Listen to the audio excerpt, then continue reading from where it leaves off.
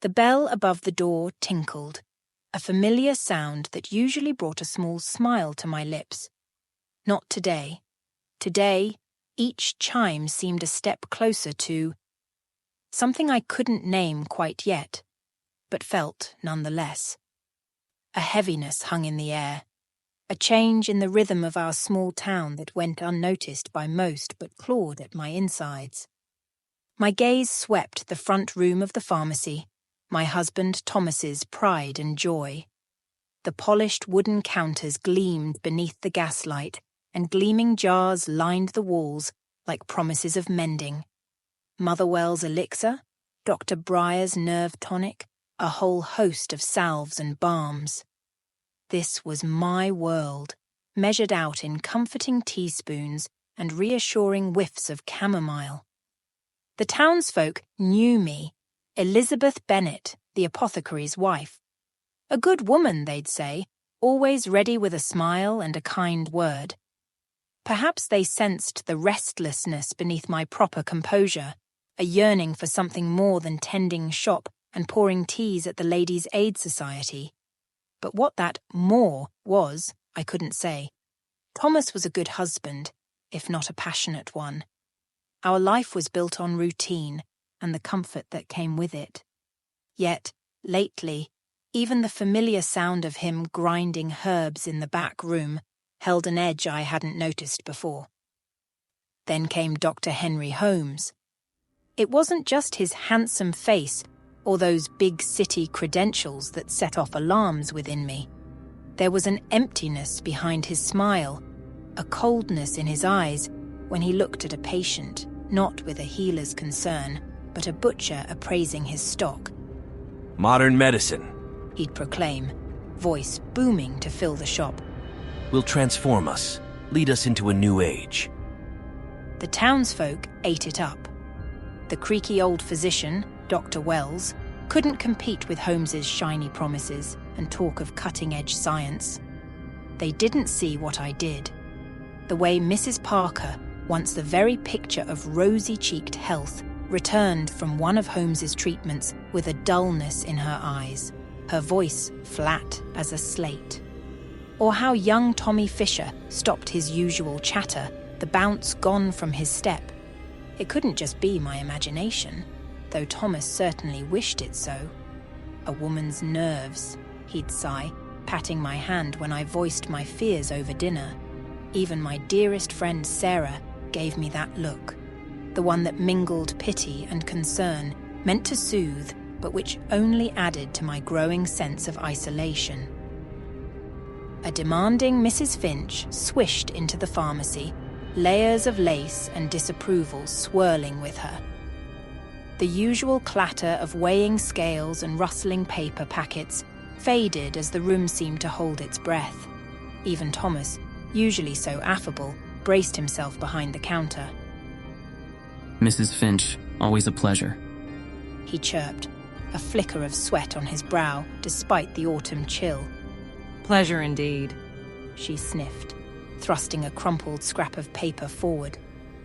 Dr. Holmes has prescribed his vitality compound. Yet again, I do hope you haven't run out. All this modern fuss, one would think a pharmacy would be better stocked. As Thomas rushed to the back, I found myself straightening. We'd spent all morning unpacking crates, and I knew we were flush with the wretched tonic. Still, Mrs. Finch wasn't one for reason. "Excuse me, Ma'am," I began, a polite smile in place. "Perhaps a cup of lavender tea might tide you over. The compound does take some preparation." Her beady eyes landed on me, taking in my simple dress, my hair pulled back in the practical bun I always wore. "And who might you be?" "Elizabeth Bennett, Ma'am.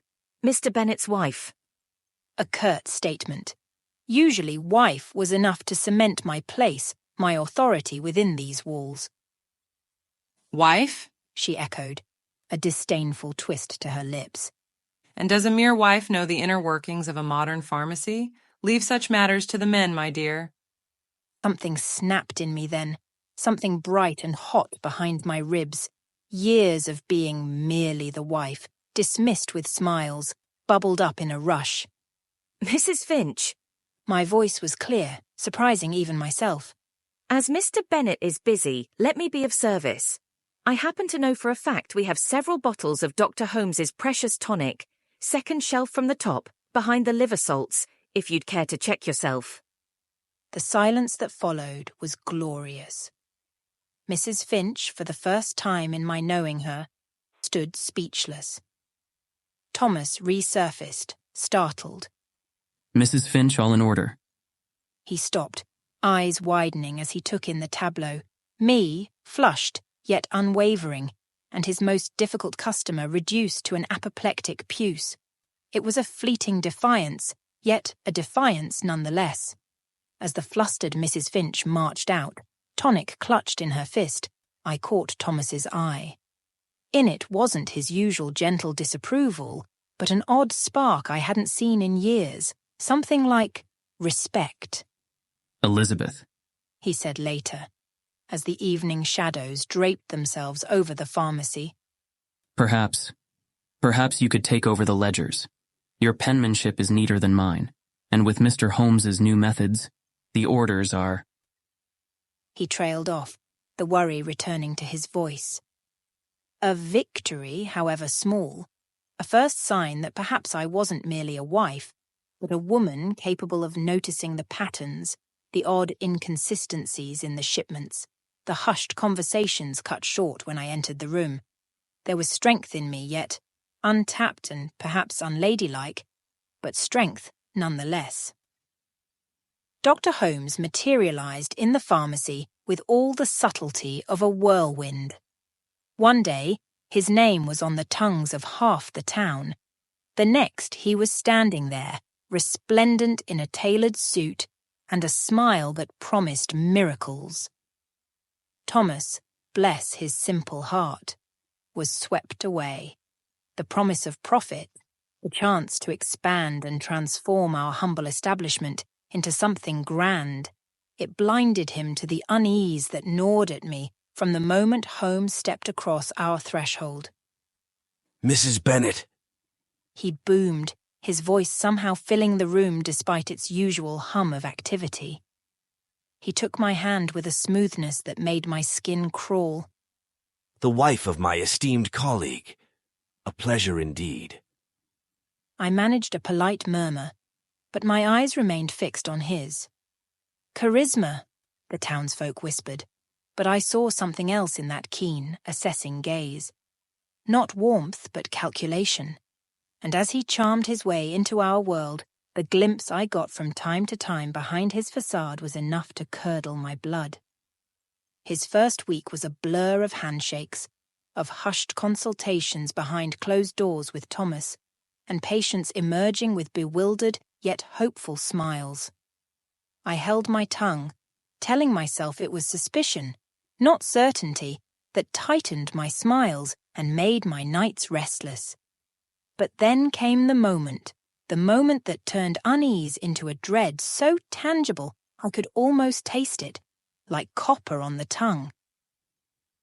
Little Annie Baker came in with a hacking cough, a fragile thing, big eyes made even wider by illness.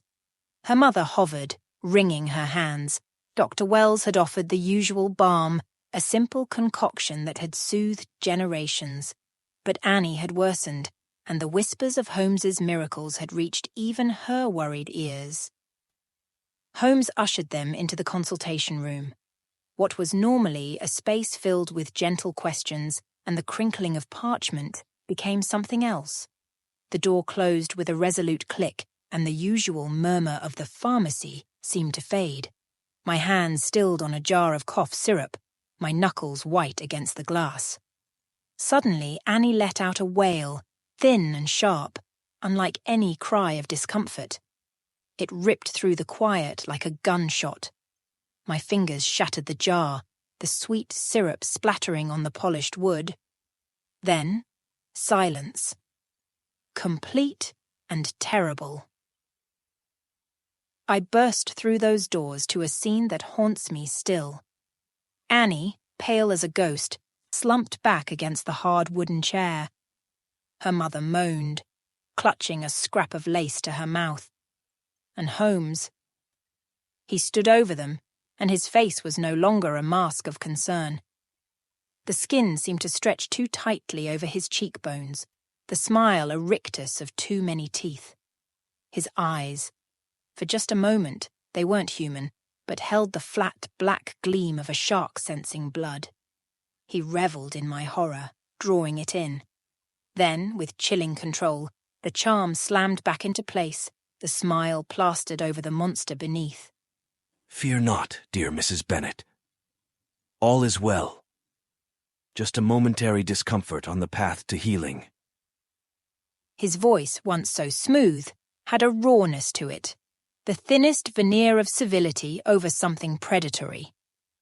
I fled the room.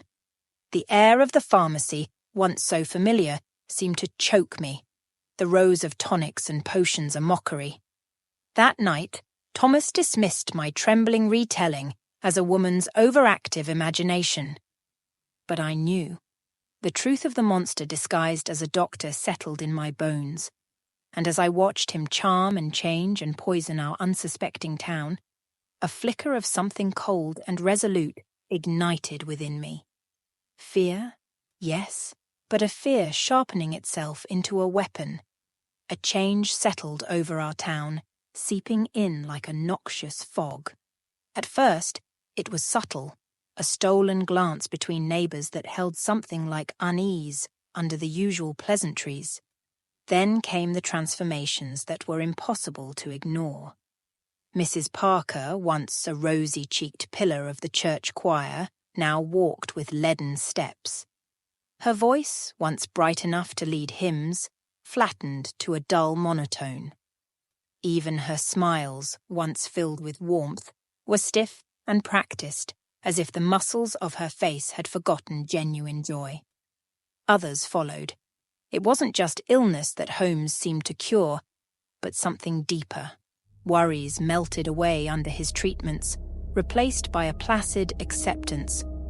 Ambition flickered and died, and a sense of hollow contentment oozed in its place. They'd thank him, these changed folk, with eyes that no longer quite seemed their own. Thomas, my Thomas, changed too. The gentle worry lines around his eyes smoothed away. But it wasn't the calm of a man at peace. It was a taut, manic energy that made him restless. His gaze lingered too long on the ledger books filled with Holmes's ever-growing profits.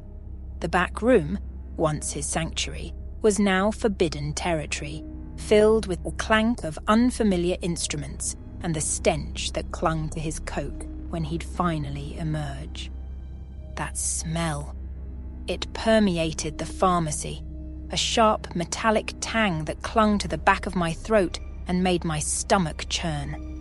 It seeped out from crates delivered by grim-faced men who avoided my eyes, and it clung to the new tincture bottles, murky things labelled only with Holmes's sprawling script.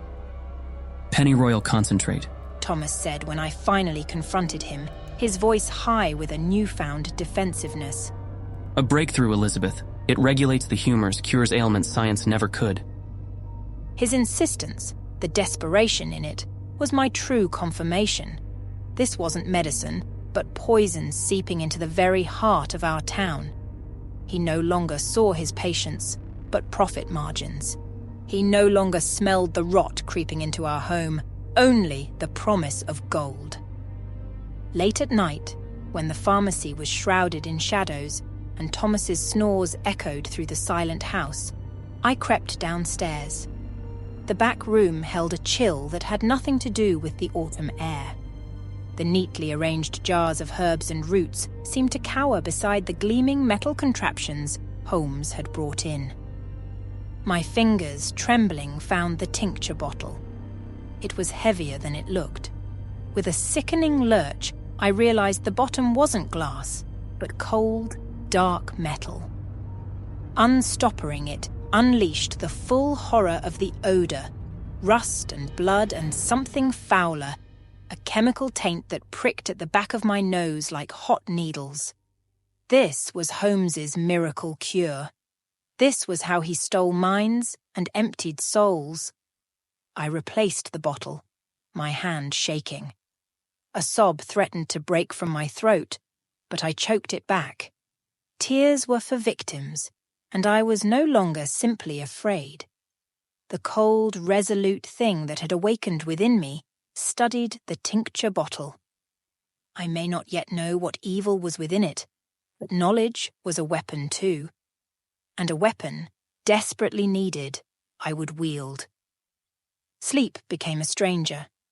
Each night, after feigning slumber beside Thomas, I'd lie stiff as a corpse, ears straining towards the back room, towards the scratching, insidious sounds that seeped through the floorboards. They were patient sounds, precise, the muffled thump of something weighty being dragged, the metallic scrape. Was it tools? Or something more terrible, a cage perhaps? My mind conjured nightmarish visions, each more gruesome than the last. Once, I swear, a low groan echoed through the thick wooden door, a broken, chilling sound that had nothing human about it.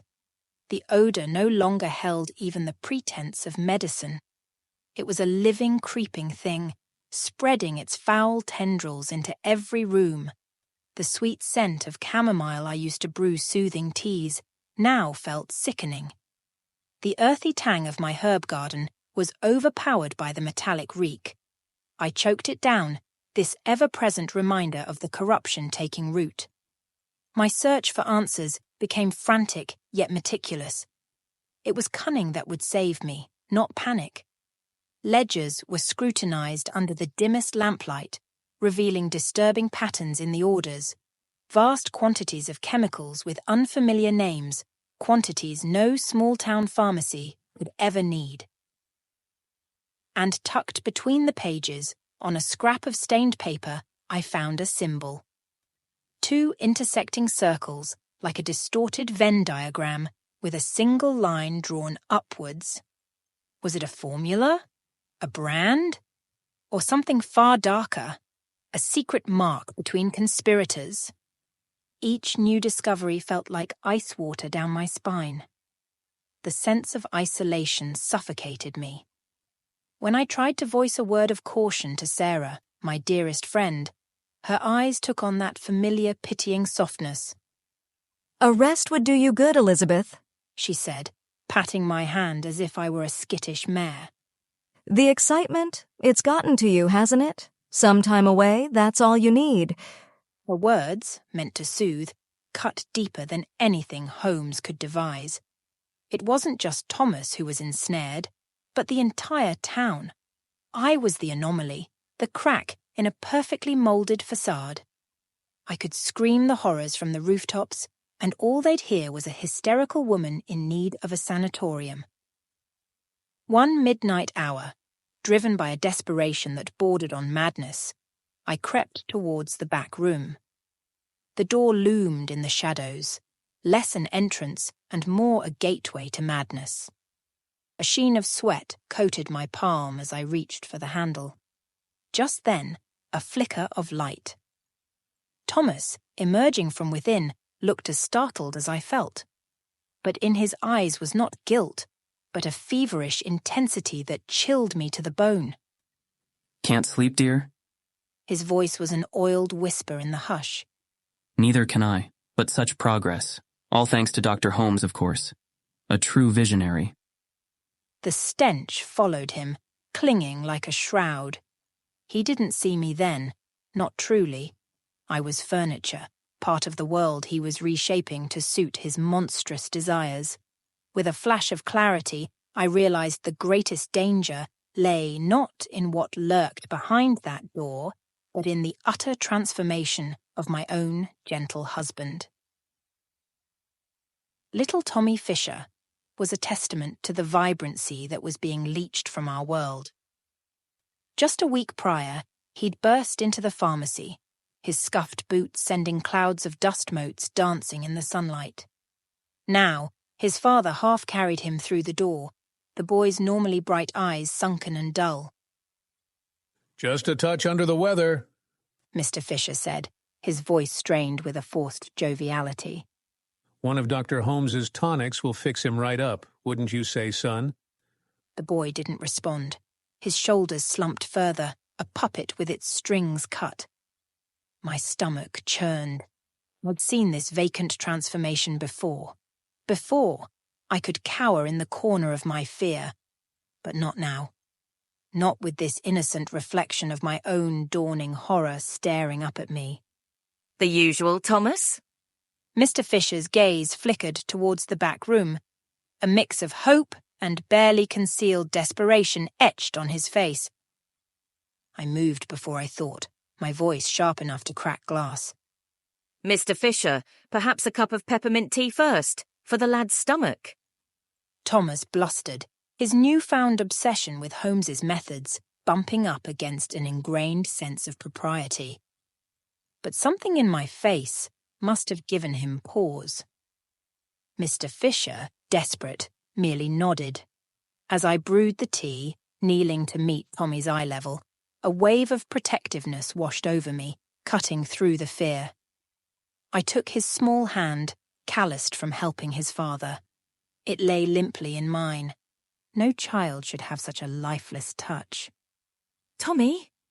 I whispered. The years of being Mrs. Bennett melting away in the face of this shared terror. Does it hurt? Tell me the truth. His gaze flickered up to mine, and for a moment, just a moment, the fog parted. A flash of fear, raw and real, broke through the dullness. He nodded, almost imperceptibly, before the mask slid back into place. My knees hit the floor with a thud I didn't care about. This was my town too. These were my people. Your son needs a doctor, I said, meeting Mr. Fisher's shocked gaze. Not a charlatan's poison. The bell above the door jangled before Thomas could react. Dr. Holmes himself strode in, a monstrously cheerful presence filling the space. He paused, taking in the tableau. Me on the floor, Mr. Fisher in shock, and a flash of something like terror in Tommy's eyes. My dear Mrs. Bennett, how devoted of you.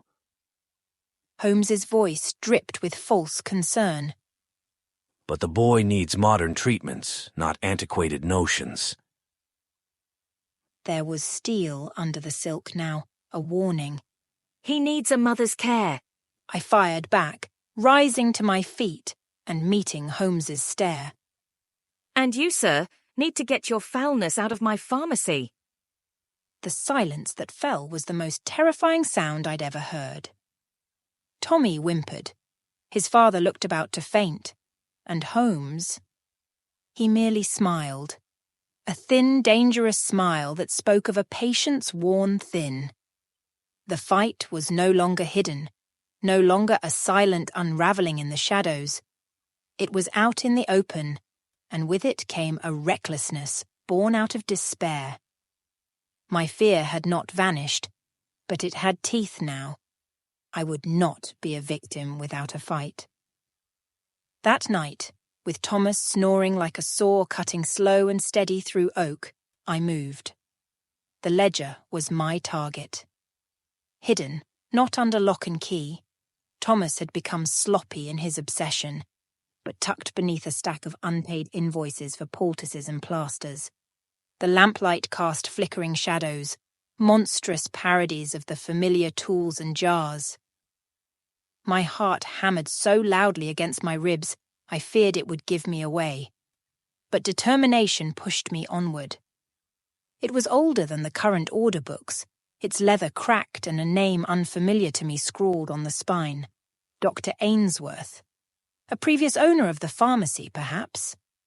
With trembling fingers, I flipped through pages faded with time, most entries mundane and expected. Dried herbs, tonics, amounts neatly recorded. Then, a date roughly 2 months back, the neat script smudged as if written in haste. Laudanum, that made sense, a desperate measure for pain. But the quantity, enough to sedate half the town. And beside it, the other entry, chloroform, ordered in a staggering amount. A cold fist closed around my heart. Chloroform, sweet-smelling, used by proper physicians in the new-fangled surgeries for blessed unconsciousness.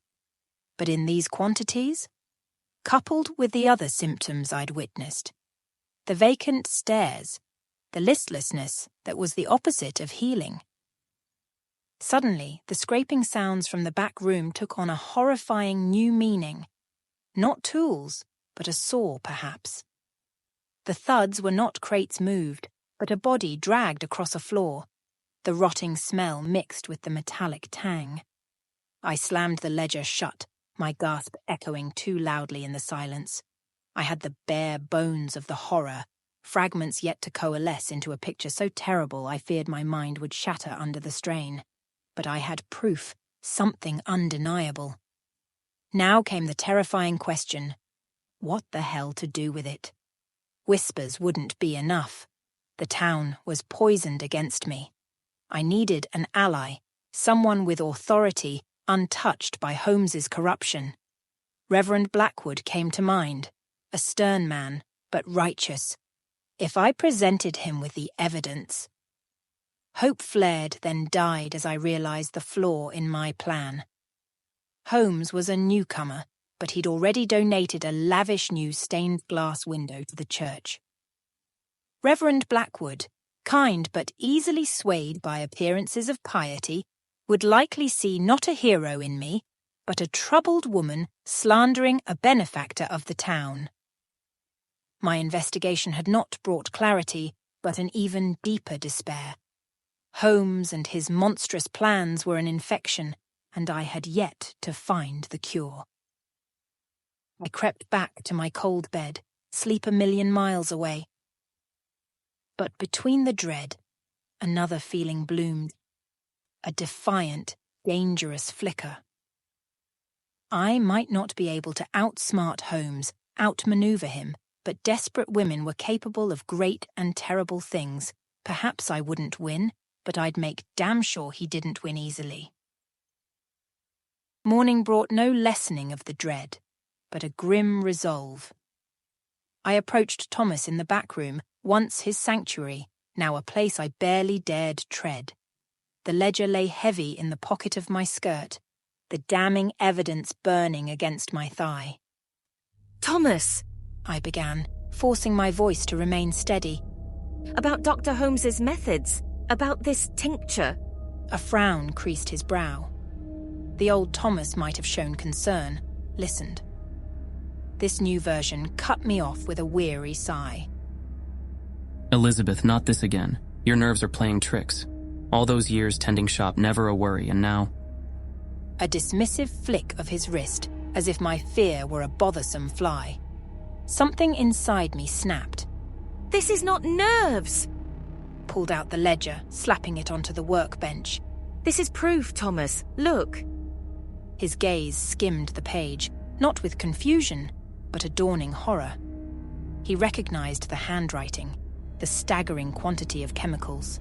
In his eyes, it wasn't proof of Holmes's evil, but a betrayal of his trust. How dare you going through my things? He sputtered, his voice rising. Dr. Holmes is a revolutionary. This will ruin everything. Ruin everything? I said. Then I thought about our marriage, our reputation, the very life we'd built. But worse, a sickening realization. He knew.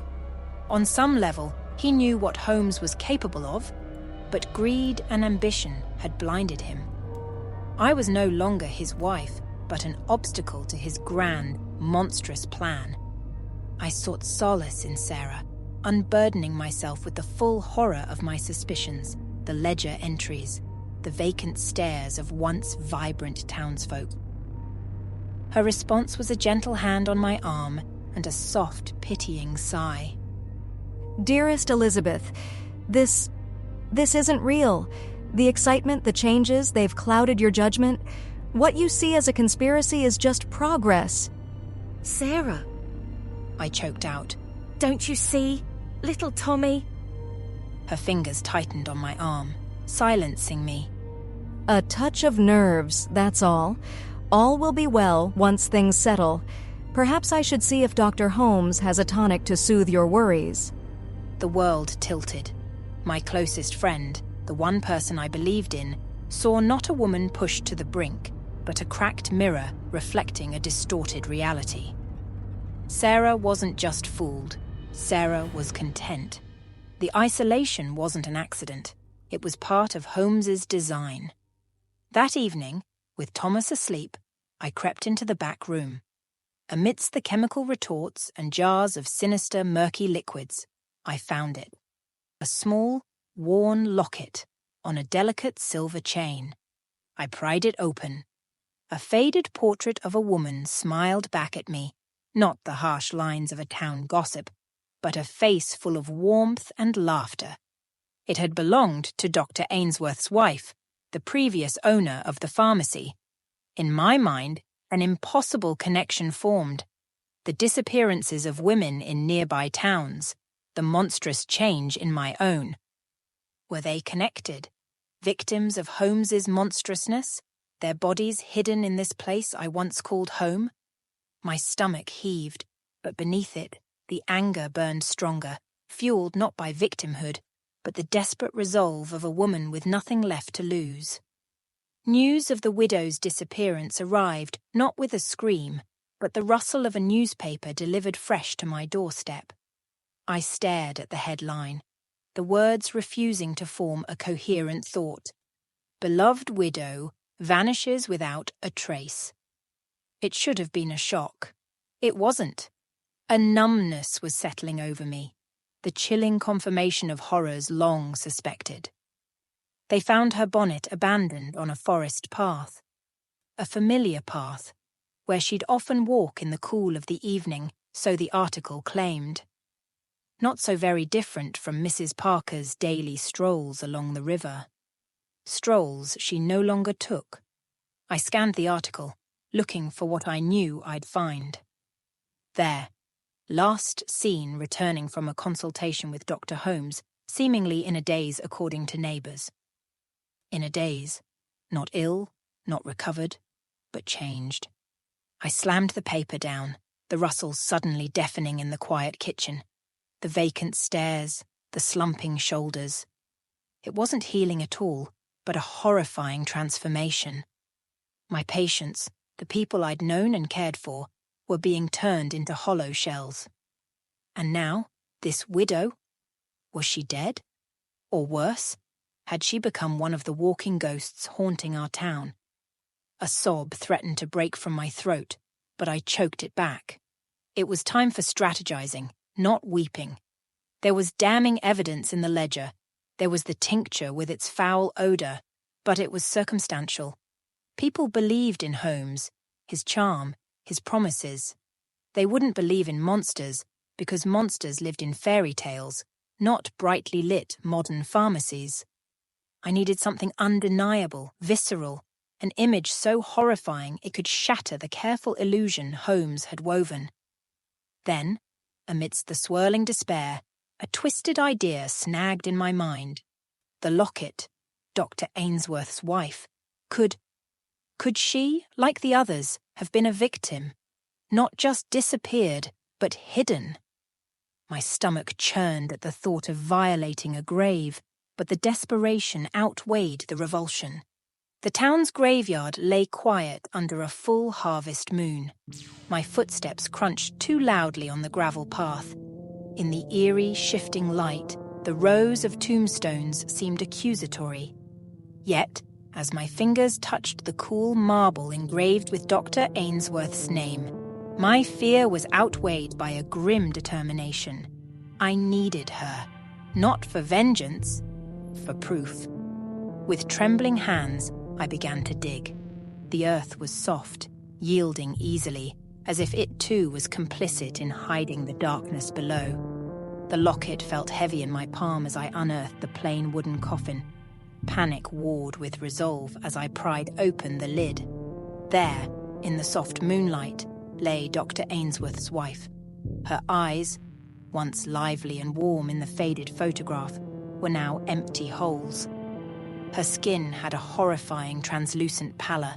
her lips drawn back in a ghoulish parody of a smile. It was her, and yet, monstrously, it was not. A victim, not of illness, but of something far more sinister. I stumbled back, gasping. Proof. I had the monstrous, horrifying proof that she hadn't disappeared, but was poisoned and then buried. Now, how the hell was I supposed to use it against a man who could turn an entire town against me? Home was no longer a sanctuary. The scent of chamomile that used to bring me comfort now mingled with the ever-present metallic taint, a constant reminder of the monstrousness festering within its walls. Each shadow the flickering lamplight cast against the wall seemed to writhe with malicious intent. Holmes's gaze, once focused solely on his patients, now lingered on me. A calculating gaze, taking my measure, gauging when the obedient apothecary's wife would finally crack. The front room, once the heart of our small-town world, was now a stage for a performance I never agreed to be part of. Forced smiles, pleasantries that felt like shards of glass in my throat, and all the while, knowing those trusting eyes were oblivious to the charlatan behind the reassuring smile. Sleep evaded me. I'd jolt awake in the pre-dawn darkness, my skin clammy, certain I'd heard the creak of a floorboard under his weight, the muffled scrape of metal on stone from the back room. Were they just nightmares fueled by terror? Or was he taunting me, drawing out the inevitable? Evenings were the worst. Thomas, once my companion, was a stranger who reeked of Holmes, not just in the chemical stench clinging to his clothes, but in the blind ambition that gleamed in his eyes. We shared meals in a silence broken only by the relentless ticking of the grandfather clock, measuring out the minutes until the nightmare resumed. The locket, with its tragic proof, was both a weapon and a curse. I hid it beneath the floorboards in our bedroom, but its cold weight against my skin was a constant reminder of the terrible truth it held. Some nights, driven to the edge of madness, I almost wished for the oblivion Holmes dealt his victims.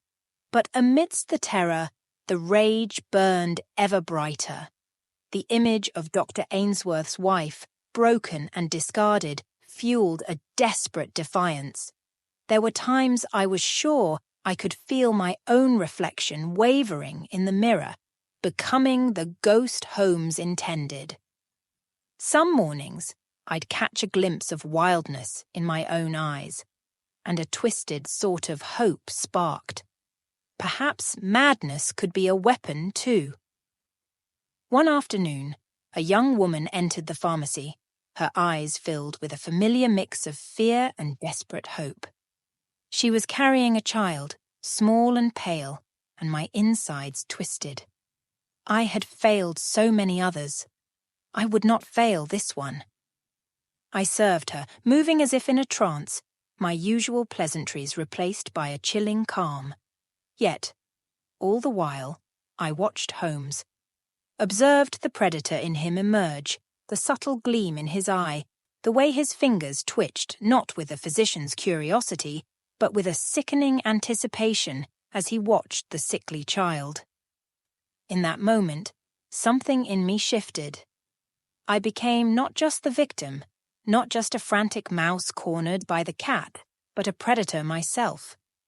It wasn't a comfort, but it was a change. I would fight tooth and nail, and if I went down, I'd tear chunks out of the monster who thought to devour me. The damned thing sprouted like a monstrous mushroom.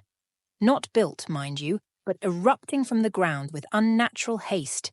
Each day brought more scaffolding, more gargoyles leering down with their grotesque, unfinished faces. It was an insult, an obscene testament to Holmes's power growing alongside that hideous structure. I watched from my bedroom window, the locket clutched so tightly in my hand my palm bore its imprint. The murder castle, the townsfolk called it, with a mix of awe and prurient excitement. To me, it was a tombstone marking the death of the town I'd loved. Progress, Elizabeth. Thomas would murmur, his voice thick with an awe that made my skin crawl. We're on the cusp of greatness, all thanks to Dr. Holmes. Progress, greatness. The words echoed in my skull, mocking and hollow. The castle wasn't just his vanity project, it was a fortress, a testament to his untouchability. And with each stone laid, the chains around my own throat tightened. My nights became a fever dream. I'd imagine the castle reaching out with its skeletal fingers, snatching people from their beds. I pictured those vacant-eyed patients, once neighbours and friends, shambling into its monstrous maw, never to be seen again.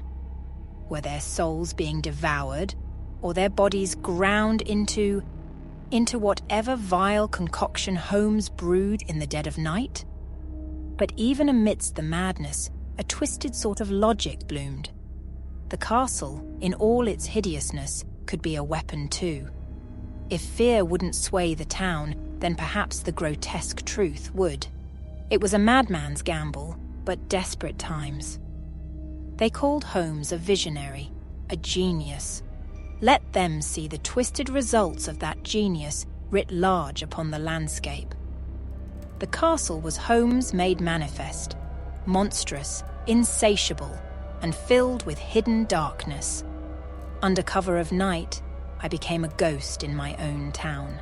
The tool shed yielded a pot of the cheapest, gaudiest red paint, the kind used to mark livestock.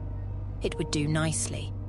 My hands shook as I crept around the half-finished monstrosity, the shadows stretching and twisting like demonic guards. But determination outweighed fear. "Stop!" I scrawled it across a newly laid stone, the red dripping like blood in the moonlight. "Ask why." And lower, beneath a hideous half-formed gargoyle, the question that clawed at my own insides: where are the missing? The next morning, the town was abuzz. My crude work was the talk of the baker, the butcher, even the children whispered and pointed as they passed by the castle. Holmes, I heard, was incandescent with rage. His perfect image of progress was marred. Let him rage. His fury was a flicker of my own. I wasn't broken yet, not entirely. I was a cornered animal, yes, but inside the madness, a desperate plan was taking shape. The castle was Holmes's ego-made stone, and cracks were beginning to show in the façade. Reverend Blackwood offered tea and platitudes, the musty odour of old Bibles mingling with the overly sweet scent of roses his wife insisted on having in the parlour. It should have been a sanctuary. It wasn't. "A good woman's place, Elizabeth," he intoned, not unkindly. "is at her husband's side. This concern over Dr. Holmes is unseemly. Modern medicine can be He searched for the word. unsettling, but it yields results." Results, like the lifeless shells that shuffled where once vibrant souls had resided. But he wouldn't see it. No one would. The rules, the damned rules of being a proper wife, a proper woman, choked me like a hangman's noose. Madness thrummed just beneath the surface of my forced propriety. I sought control in the rituals I still clung to. Brewing tea, measuring out drops of useless lavender tonic into the reverend's cup. My fingers twitched, and a perverse, desperate thought bloomed, full and poisonous, in my mind.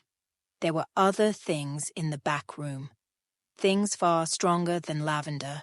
Things Holmes used. "Elizabeth? The reverend's voice broke through the buzzing in my ears. You seem distracted, child." Just tired, Reverend.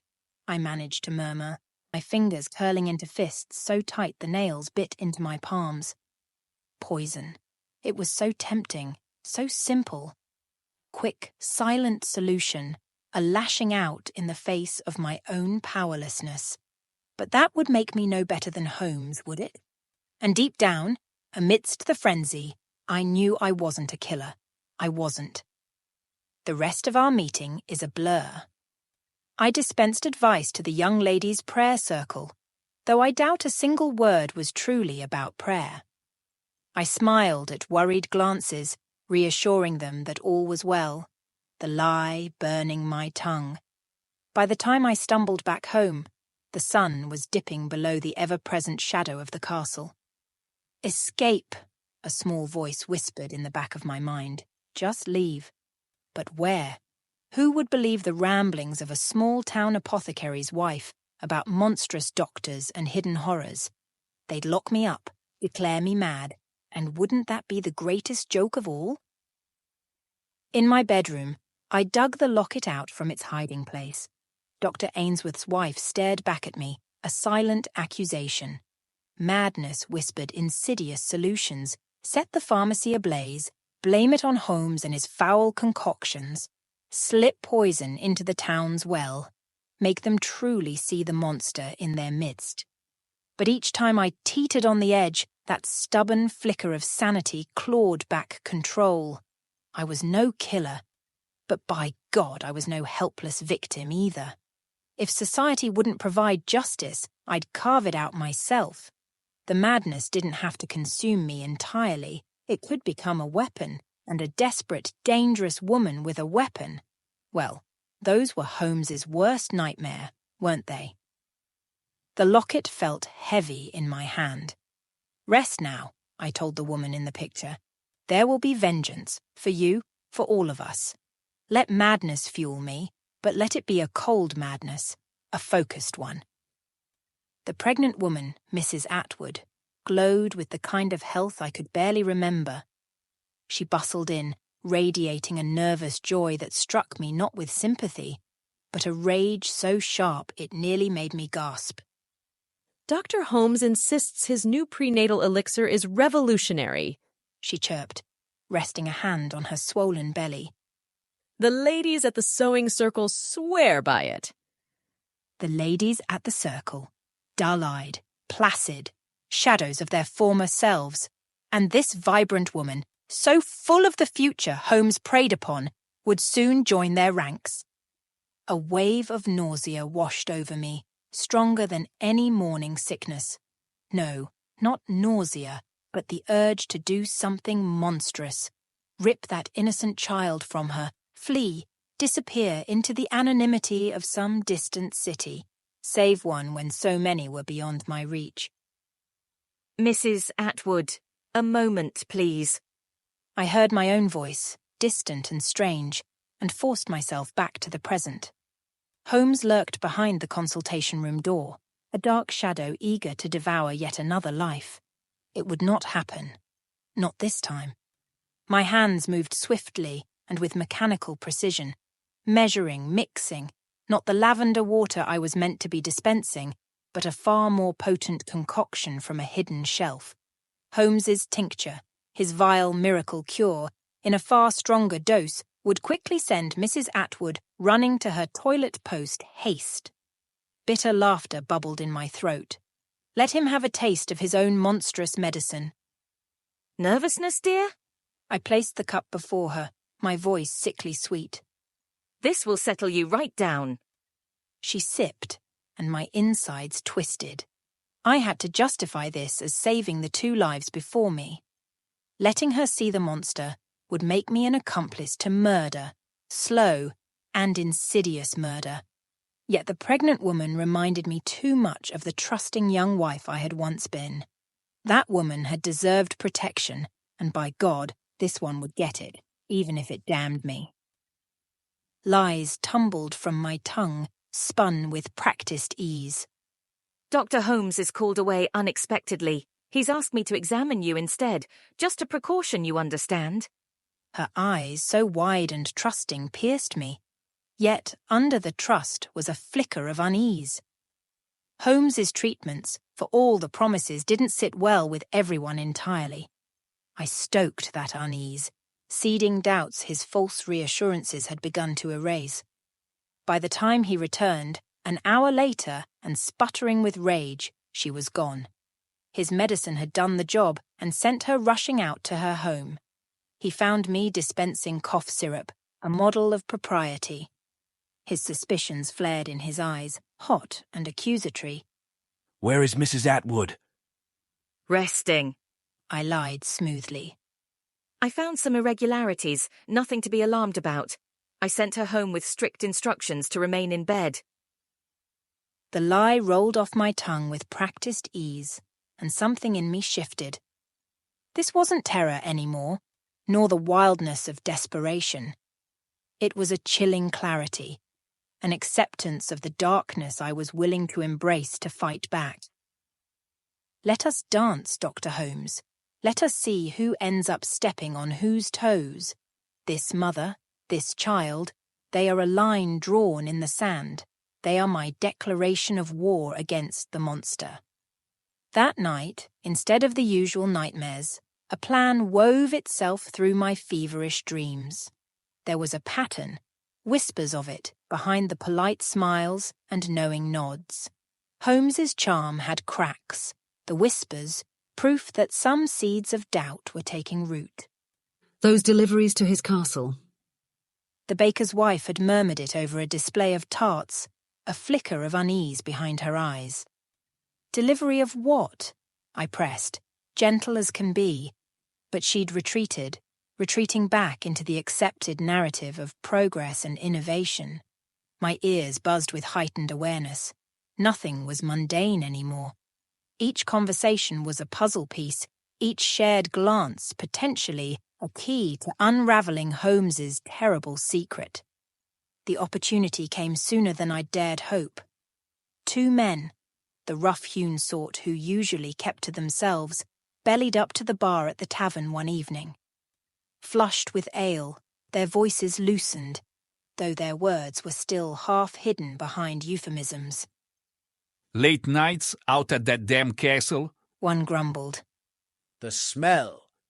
Makes a man retch, it does. But the coin's good." The other muttered darkly. The smell. The same foul metallic taint that clung to Holmes, to the tincture. I inched closer, the guise of the concerned wife letting me hover unnoticed. Then, the words that made the blood freeze in my veins. "Not just supplies, see? Sometimes we gotta transport others." His voice lowered to a hoarse whisper. "Ones that kick and scream a bit too loud for polite company." Transport. Like those who vanished after visiting Holmes, were the missing not simply gone, but imprisoned in that monstrous castle, victims of a fate far worse than death. The pieces clicked into place with horrifying clarity. The chemicals in his ledger, the staggering quantities. He wasn't just dulling minds, but disposing of bodies. The castle wasn't a symbol of progress, but a tomb. Its twisted architecture meant to hide unspeakable horrors.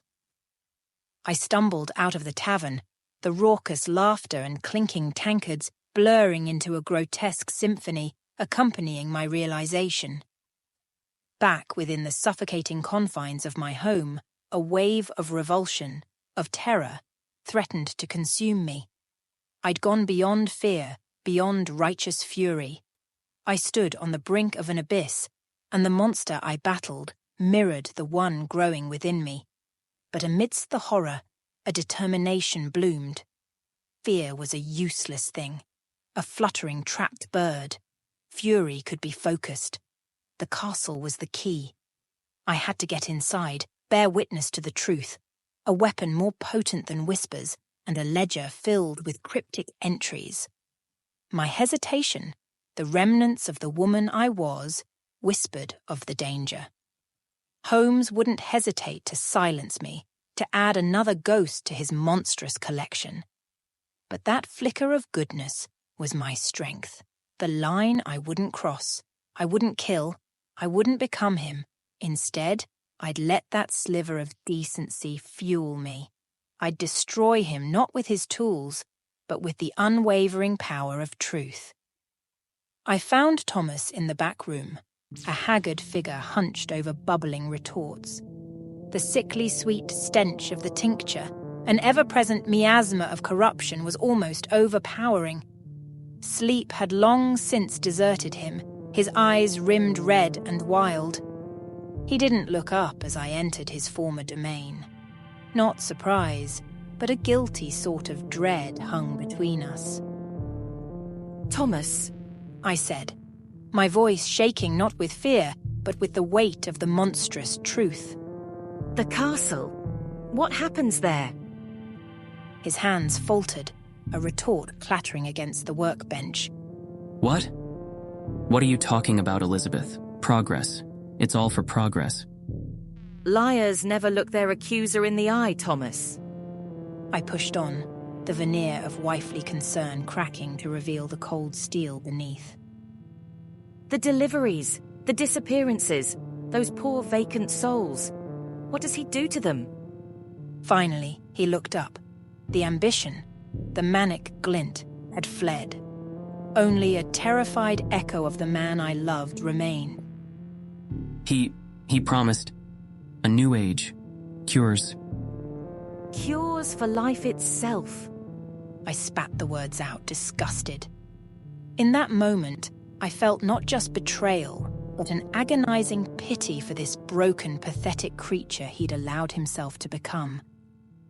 Did he promise a share in the profits when he turns bones into soap and despair into ready cash, dear husband? He flinched, then crumpled in on himself, a choked sob escaping him. It should have roused compassion in me. It didn't. Love had withered, replaced by chilling resolve. This quivering, complicit fool was no use to me. Holmes owned him body and soul. My choice, stark and ugly as the monstrous castle looming over us, was clear. Alone or not, my fight was against the true monster. Elizabeth, please. He whined, reaching for my hand. I recoiled as if from a viper. Don't touch me. My heart, once so filled with tenderness for this man, was now a fist, cold and hard. You chose your side, Thomas. Live with it. And pray to whatever God you believe in that I succeed, because if I don't, they'll find your bones in that monstrosity next to all the others. I left him sobbing amidst the shattered glassware and the reek of our shattered lives. It was time to act. The night stretched out before me, cool and filled with terrible purpose. The tools of my trade, once used to soothe and mend, were now tucked into the worn satchel I used for foraging trips. A vial of strong sleeping tonic, meant for difficult patients, now repurposed against the guards Holmes would surely have posted. A small, simple knife, not for violence, cut, to pry open, to reveal. At my hip, the locket swung, a cold reminder of what, or rather who, I fought for. I wasn't saving myself anymore. Revenge, yes, but fueled by a twisted kind of righteousness. Let the darkness in me serve the light, for once. The castle loomed in the moonlight, a grotesque mockery against the starlit sky. My footsteps were silent, my form a shadow amongst shadows. This was it. Madness and purpose intertwined, desperate gamble against a true monster. I was but one woman against a horror story made flesh, but perhaps, just perhaps, that was my greatest strength. He would underestimate me to his peril. Scaling the half-finished castle walls proved easier than I'd feared. Shadows were my allies, and years tending the garden had given me surprising strength. Inside, a dimness reigned, broken only by the flickering of lanterns where the guards sat hunched around a card game. Their snores echoed through the cavernous, unfinished spaces just minutes later, the sleeping tonic proving more effective than expected. I moved through the maze of stone and raw timber, the air filled with the dust of construction and something foul underneath. Then I found it. Door, unlike any other, made not of wood, but heavy iron bars. The missing, the ones Holmes had spirited away, they had to be within. My fingers fumbled with the lock, the knife used as a makeshift lever. It gave way with a rusty screech that sent a shiver down my spine. The stench that wafted out was not just of metallic chemicals, but of something deeply, rottenly wrong. In the flickering lamplight, the truth was laid bare. Cages lined the walls, not holding animals, but remnants of humanity. Faces slack, eyes that stared but did not truly see. Mrs. Parker, once so lively, now slumped and vacant in a rough-spun shift. A scream threatened to erupt from my throat, but I choked it back, not out of fear anymore, but pure, undiluted rage. A noise, a creak of a floorboard, snapped me back to the present. Holmes stood in the doorway, no longer the charming doctor, but a monstrous reflection of the twisted space he commanded. My dear Mrs. Bennett, he drawled. Such a resourceful woman. Thomas warned me, but I dismissed him as a love-struck fool. In the dimness, his smile was nothing but a flash of teeth. He moved forward, slow, predatory. There was no escape, but I was no longer a cowering victim. What do you do with them? My voice rasped. After you steal their minds? He laughed, a cruel, echoing sound. Such a curious mind, wasted on herbs and poultices, but no matter. You'll see soon enough, won't you? A front-row seat to your own transformation. He lunged. In that sliver of a second, the decision wasn't even conscious. The locket, the face of Dr. Ainsworth's lost love, flashed through my mind. I would not become another soulless wretch in a cage. The satchel swung, not with the tools of a healer, but the weapons of the desperate. The vial of the tincture, his own vile concoction, smashed against the stone floor. The concentrated chemicals reacted with the damp air, fumes billowing outwards, acrid and choking. In the chaos, I sprinted, not in fear, but in calculated retreat. His shouts of rage, the sounds of him choking and stumbling, spurred me on. The sleeping guards were of no concern. By the time they awoke, confused and gasping, I was a ghost disappearing into the night. The pharmacy felt like a haven, yet the shelves no longer held tonics, but ingredients for vengeance. Holmes knew. He'd come for me. But I, too, had learned his foul game. The strange chemical, the one that stained the tincture, had never been for healing. It reacted with heat, volatile and unpredictable. He'd used it, I was certain of it now, to dispose of bodies in the frenzy of his monstrous progress. Let him come. This was my castle now, these bottles and retorts my arsenal. A strange, desperate laughter bubbled up in my throat. He thought to destroy me, to transform me.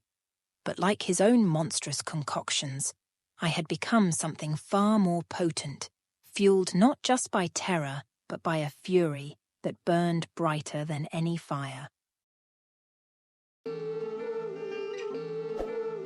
We hope you have enjoyed this episode of Quantum Dispatches, and stay tuned next week for another thrilling adventure. Thank you for listening.